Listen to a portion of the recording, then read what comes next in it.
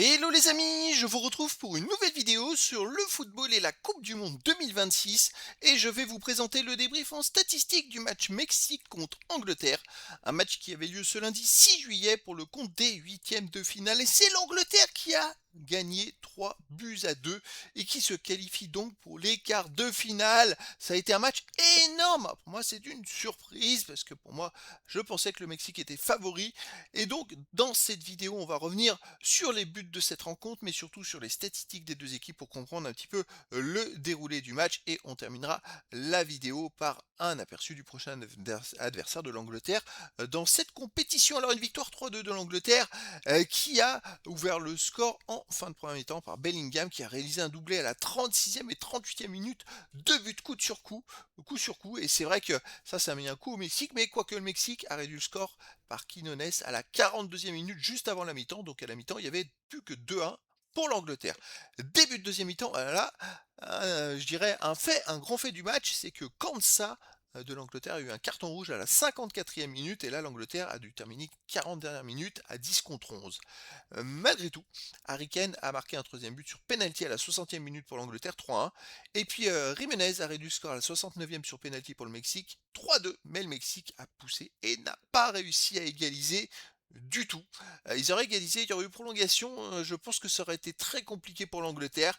Mais le Mexique finalement n'a pas réussi à égaliser. C'est l'Angleterre qui se qualifie. Alors les statistiques justement des deux équipes, il y a eu 66,8% de possession de balle à 33,2% pour le Mexique, 455 passes tentées à 244, 420 passes réussies à 195, 92,3% de passes réussies à 79,9%. Ça a été une très très grosse domination de la part du Mexique. En même temps, ils ont été menés dès la 36e minute, et donc il fallait bien qu'ils essayent de revenir au score. Et puis après, à 11 contre 10 pendant 40 minutes, c'était logique. 16 occasions à 44, 16 occasions à 4, c'est pas 44, hein, il faut erreur de frappe. 16 occasions à 4 pour le Mexique.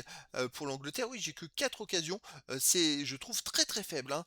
Les Anglais, alors je sais qu'ils ont joué quasiment la moitié du match à 10 contre 11, mais quand même, c'est pas beaucoup.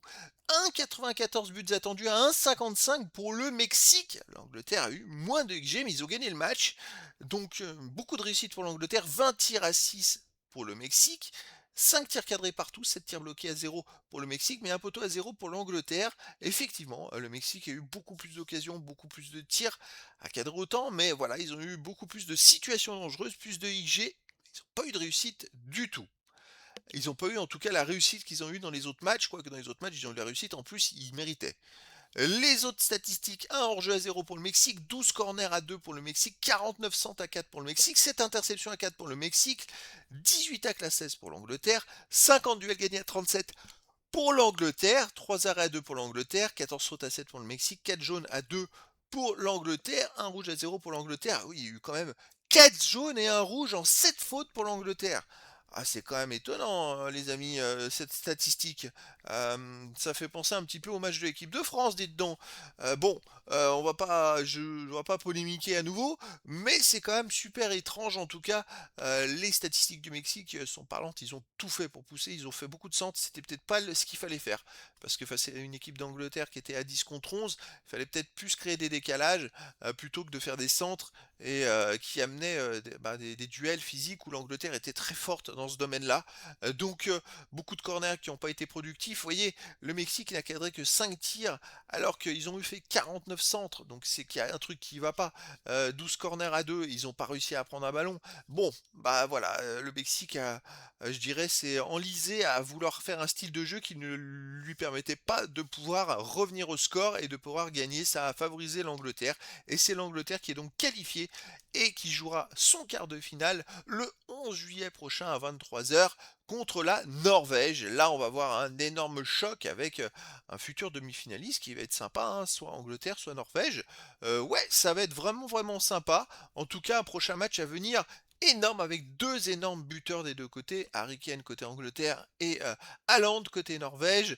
Là, ça sent le gros choc. Donc voilà, c'était donc le débrief en statistique du match Mexique contre Angleterre, un match qui s'est terminé par la victoire de l'Angleterre, 3 buts à 2, et donc la qualification de l'Angleterre pour les quarts de finale de la Coupe du Monde de football 2026. Voilà les amis, je vous dis à très bientôt pour une nouvelle vidéo.